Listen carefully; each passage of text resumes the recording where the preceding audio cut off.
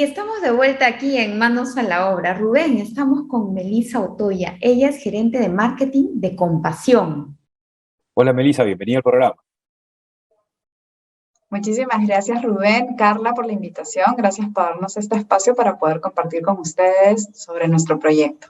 Con mucho Este gusto. proyecto, sí, este proyecto nos ha llamado mucho la atención a Rubén y a mí porque es un proyecto que va dirigido al cambio radical de un país que es a través de la educación, pero una educación especial y además una educación que va abrazando al Estado, no dándole la espalda, sino al contrario, ayudando. Cuéntanos un poco de qué trata Compasión. Bueno, Compasión Primero es una ONG que está desde el 2017. Se encuentra desde el 2017 y lo que buscamos es realmente generar un cambio radical en cuanto a la ruptura de la pobreza, el ciclo de la pobreza. Entonces, ¿qué sucede?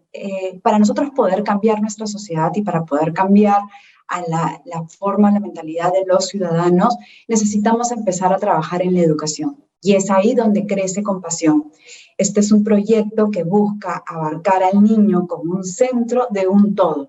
Entonces, lo que buscamos no es separarnos un poco de la escuela tradicional, en donde el niño entra a un salón de clases y simplemente la profesora le dicta clases de lenguaje, matemáticas, inglés, etcétera, y luego el niño sale a las 3 de la tarde y se va a su casa y vive cada una la realidad que le corresponde.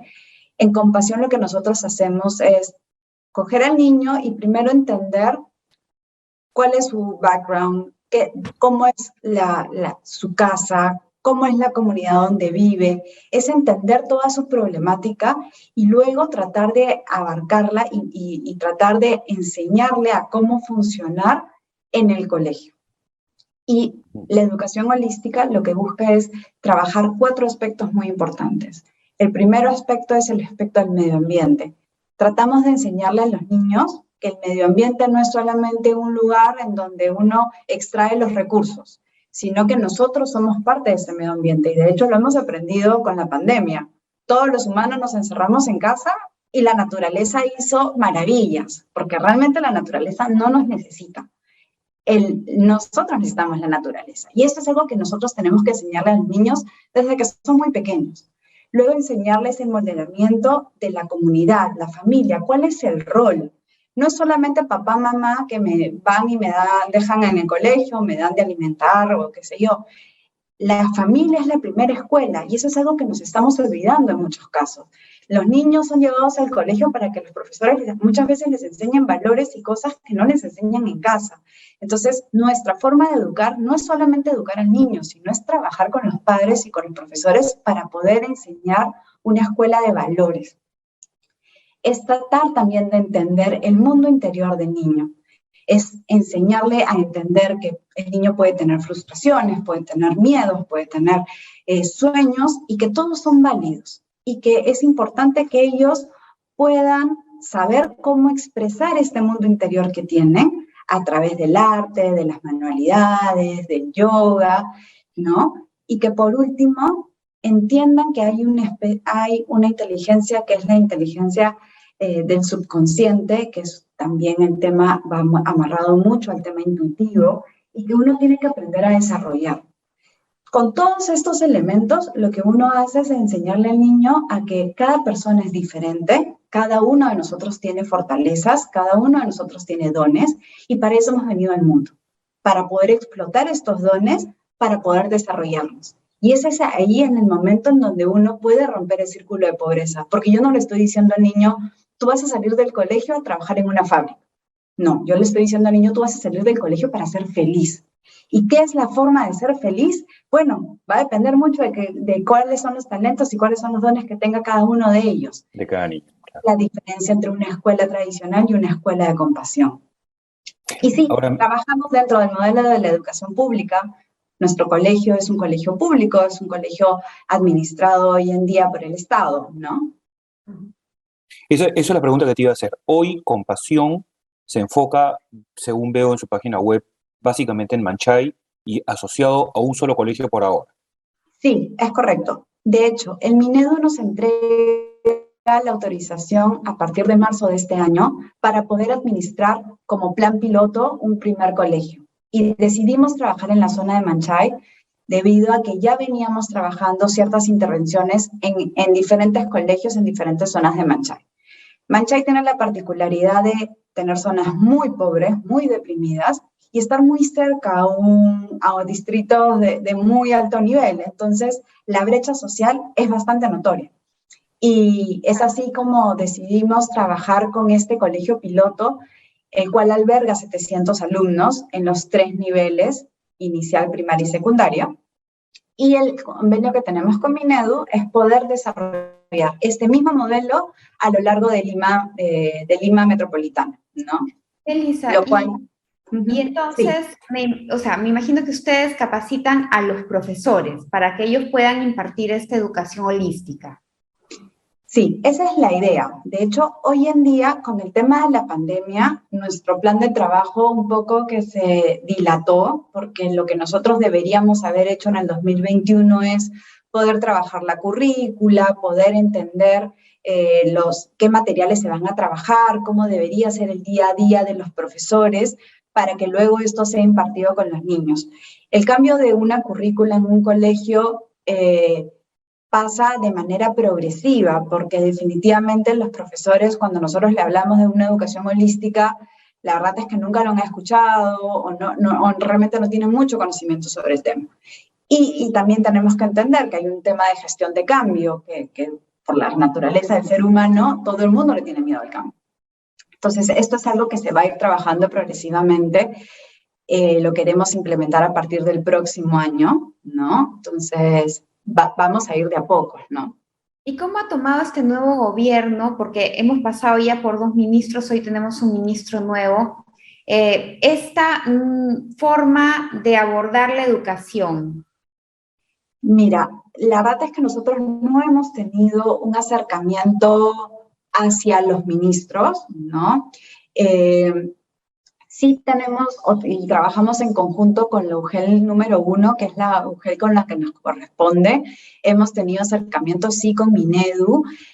Lamentablemente, y más allá de que si los ministros van cambiando constantemente, ¿no? Que definitivamente esto genera bastante inestabilidad, el tema es que hoy en día el presupuesto de educación dentro del gobierno sigue siendo bastante retrasado y deprimido. Entonces, ¿qué sucede? Que a pesar de que todos podamos tener todas las muy buenas intenciones, definitivamente el gobierno tiene otras prioridades y el presupuesto no alcanza. Entonces, definitivamente pasamos a estar dentro de una lista de espera y no saber cuándo es que nos van a poder habilitar. Por ejemplo, te comento, ¿no? Nosotros necesitamos un salón de clases, porque hoy en día nuestros alumnos, si físicamente van al colegio, no tienen dónde sentarse. Es más, INDECI, y ahí parte un poco de las, no sé, incoherencias muchas veces que sucede, INDECI te dice que un salón de clases para niños pequeños tiene que tener una capacidad máxima de 23 alumnos. Actualmente, las escuelas públicas cuentan con capacidades de 40 alumnos en un solo salón de clases. Entonces, el día de mañana sucede un terremoto y yo no tengo cómo sacar a los niños como debería de serlo, ¿no? Entonces, lamentablemente, muchas veces lo que nos sucede es que las normas están puestas, pero los recursos no alcanzan para poder llegar a lo que se debería de cumplir. Entonces, es un poco ahorita como que estamos cruzados de brazos porque decimos, ok, necesitamos construir un salón de clases, pero el gobierno nos ha dicho que no hay presupuesto para esto, ¿no? Y para eso, Melissa, hay que hacer una convocatoria para recaudar fondos de manera privada y se valen, de hecho, de sus diferentes canales de comunicación para hacerlo, ¿no? Sí, definitivamente toda ayuda hoy en día viene por parte de las empresas privadas o de personas naturales. Nosotros como ONG tenemos una ONG hermana en Holanda y lo que nos permite poder también recaudar fondos en Europa y también postular a fondos de diferentes gobiernos o entidades, tanto en Europa como en Estados Unidos, para tratar de conseguir los fondos que se necesitan. Este año realmente ha sido un año bastante particular porque definitivamente a nivel de la empresa peruana, al haber tanta inestabilidad política, también hace que se ponga un poco complejo el tema de poder recaudar, ¿no? Y de hecho muchas empresas nos han dicho, nos encanta mucho el proyecto, pero en estos momentos no sabemos, ¿no? No queremos invertir o nos da miedo apostar. Entonces ha sido un poco complicado poder recaudar los fondos que necesitamos.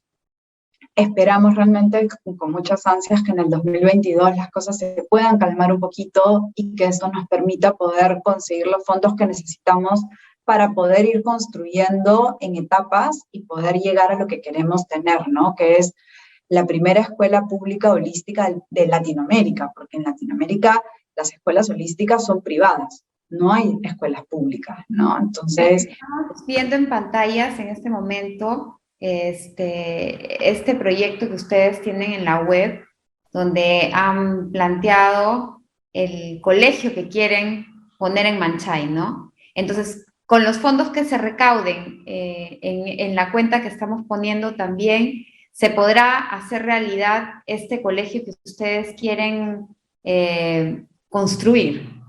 sí, es correcto. La idea, los fondos van orientados básicamente a la construcción de infraestructura, ¿no? Que lo que queremos es cambiar las salas de clase, que los chicos tengan un comedor donde por lo menos pueda tener un alimento balanceado al día, ¿no? Muchos de estos chicos sufren de anemia, de desnutrición, y ahora con el tema de la pandemia, el tema de la desnutrición se ha incrementado en niveles muchísimo mayores.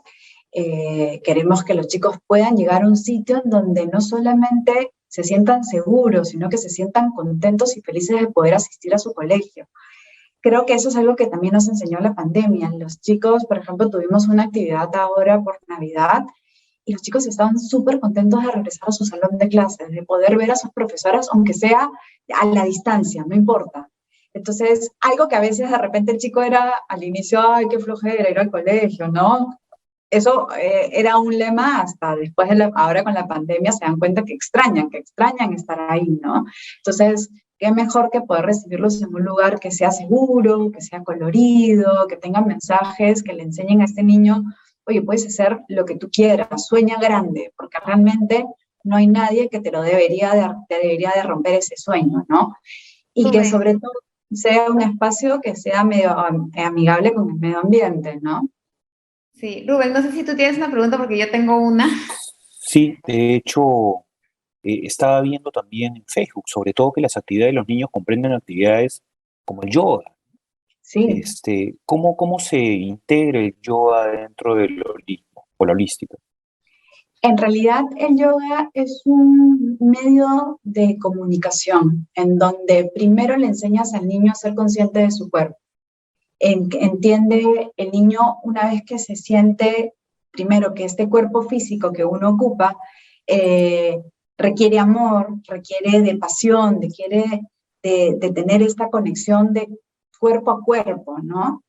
Lo que sucede muchas veces en situaciones donde las situaciones económicas no son muy buenas, las familias suelen tener muchas situaciones de violencia, en donde el contacto físico de los padres con los hijos se pierde en vez de abrazos, hay gritos, no sé, o sea, hay muchos símbolos de violencia. Entonces, el yoga lo que les enseña a los niños es a poder tocarse, a poder abrazarse, el darse cuenta de que un abrazo muchas veces puede ser lo más reconfortante que existe.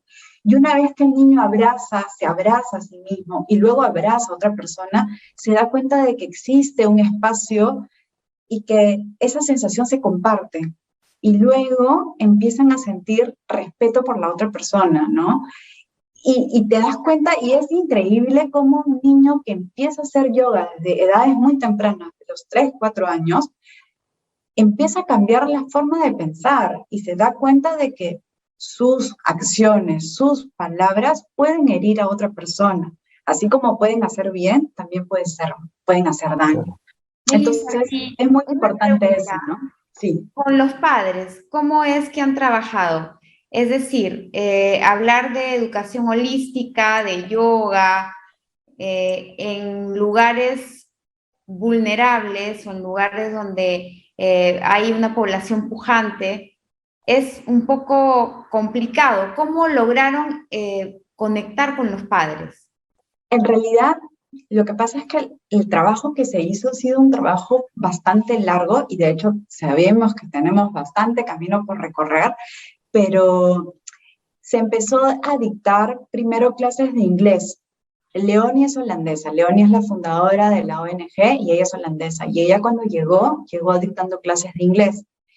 Y luego, como ella era yogi, ¿no? Es profesora de yoga, les empezó a dictar clases de yoga y clases de inglés. Y de pronto los mismos niños empezaron a pedir más clases de yoga que de inglés. Y de pronto también los padres empezaron a dar cuenta de cómo el niño empezaba a cambiar su comportamiento, cómo las frustraciones, cómo el manejo de emociones empezaba a ser diferente. La frustración ya no entra en ira y grita, sino empiezan a manejar la respiración, empiezan a manejar mejor un control de su cuerpo. Entonces, no se les habló a los padres de vamos a hacer una escuela holística, porque realmente creo que es un concepto que de repente no se entiende tan claro, pero cuando ellos empezaron a darse cuenta de que sí el niño tenía cambios, ellos mismos fueron pidiendo como que cosas, ¿no? Y ellos se dan cuenta de que realmente nuestra intención va hacia un cambio, pero un cambio por completo, ¿no? O sea, no es solamente con el niño, sino es trabajar con ellos, es poder explicarles a ellos cómo manejar ciertas situaciones, ¿no?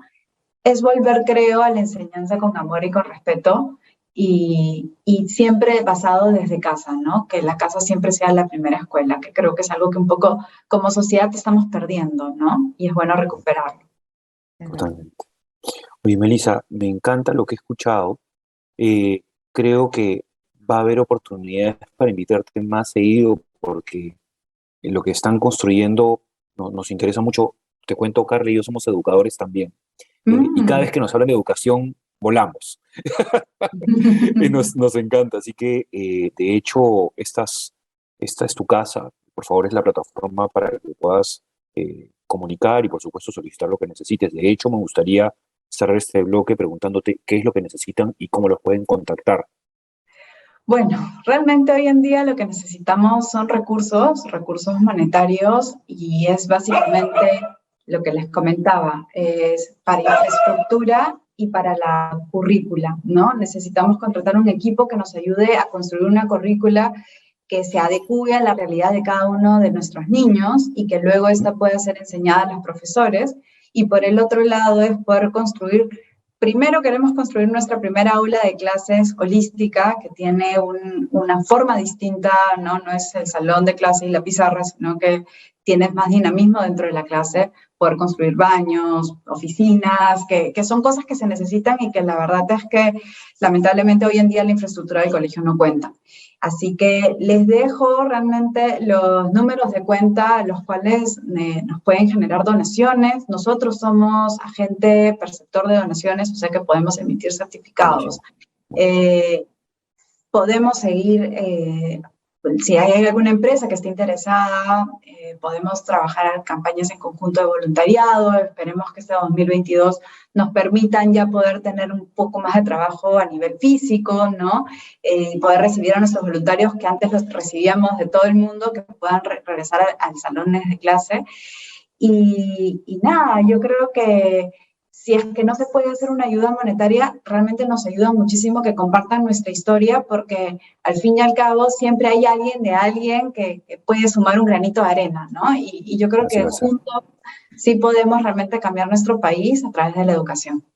Sí, de hecho, en la claqueta de esta entrevista están saliendo las cuentas y la página de Facebook y por supuesto la web compasiónconz.org, y ahí van a ver, es muy intuitiva, muy fácil, las maneras como pueden ayudar a Compasión a cumplir sus objetivos. Muchas gracias, Melissa, y gracias por estar con nosotros en el programa. Muchísimas gracias. Y esperemos que puedan haber otras oportunidades. Con mucho gusto. Nosotros nos vamos a una pausa y nos vamos con Denim Más porque seguimos cuidándonos ya que el coronavirus todavía no se va. Nos vemos en el próximo bloque. Presentamos la Denim Mask, la primera mascarilla elaborada con denim 100%